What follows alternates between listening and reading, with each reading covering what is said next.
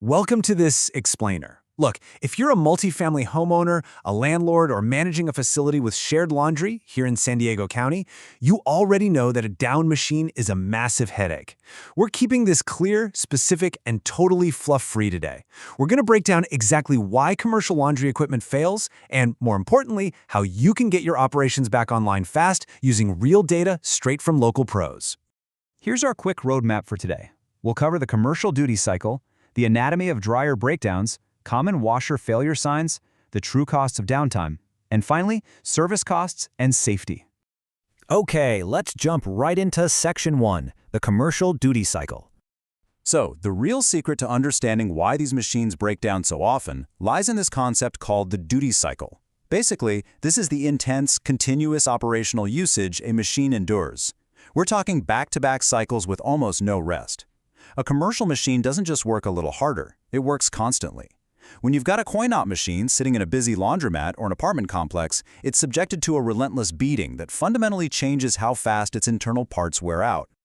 To put that into perspective, just think about your washer at home. You probably run it for an hour or two a day, right? That gives the motor, the belts, and the heating elements plenty of time to cool down. But a commercial unit? No way. It's pushed to its absolute limits, running most of the day, 7 days a week, with literally almost zero rest. You just can't diagnose a commercial machine based on how your home appliance acts. They are completely different beasts. And beyond just the constant running, shared laundry brings its own special kind of torture. Since multiple households or hundreds of gym members are using them, you see crazy wear and tear. No single tenant feels responsible for the vent, so the lint gets completely neglected. Nobody is watching the load sizes, so people just cram clothes in way past capacity. And of course, you've got loose change, keys, and buttons constantly getting jammed in the mechanics.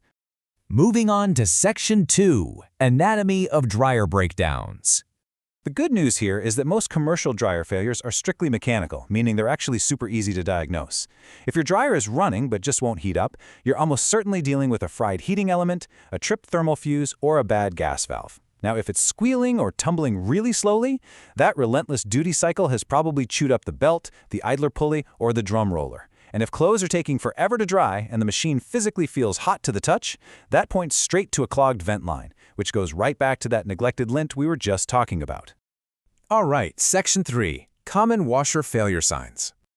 Just like with the dryers, washers are incredibly predictable once you know the signs. Won't drain or spin? 9 times out of 10, that's a dead drain pump, or it's jammed up with a zipper or a stray bra wire. What about a machine that's vibrating like crazy, or literally walking across the laundry room floor? Yeah, those suspension springs or shocks are just completely shot from handling heavy loads all day. And if the machine refuses to fill with water, or worse, just keeps filling and won't stop, that traces right back to a faulty fill valve or a busted water level pressure switch. Oh, and a quick heads up for those of you running coin-op or card reader models, the payment hardware is a totally separate system from the wash mechanics. They break independently of each other. This is actually pretty important because a solid pro can usually figure out which system is acting up just by talking to you on the phone, meaning the right tech gets sent out the first time. Let's hit Section 4, the cost of downtime. Listen, a downed machine isn't a we'll get to it next week kind of problem. For laundromats, every single broken machine is literal revenue walking out the door. For apartment HOAs, you're looking at instant tenant frustration and a huge maintenance backlog. Gyms and clubs rely on a super tight turnaround for towel service, and small hotels absolutely cannot afford a bottleneck with their daily linens. Across the board, commercial laundry demands a same-day response because every hour it sits idle, it's costing you. Which brings us to our final section, service costs and safety. So, what is this actually going to cost? Transparency is huge here. Every visit should start with an $89 flat rate diagnostic fee. This gets a tech on site to figure out exactly what failed mechanically. And the best part, that fee gets credited right toward the repair if you decide to go ahead with it. You get real, clear answers before anyone even picks up a wrench. And please, look for this standard. Commercial laundry repairs are quoted in writing after the diagnostic, not guessed over the phone. Why?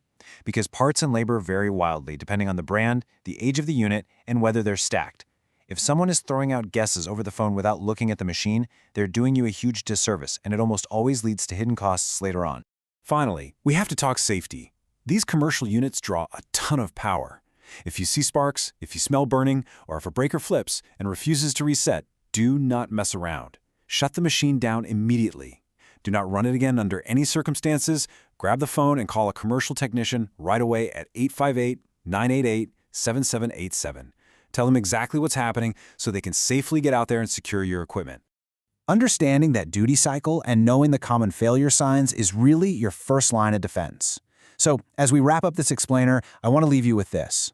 When you look at your facility today, is your commercial laundry equipment actively earning revenue and serving your clients, or is it secretly dragging your operations down? Keep these diagnostics in your back pocket, don't ignore those warning signs, and keep those machines humming. Thanks for hanging out with me today.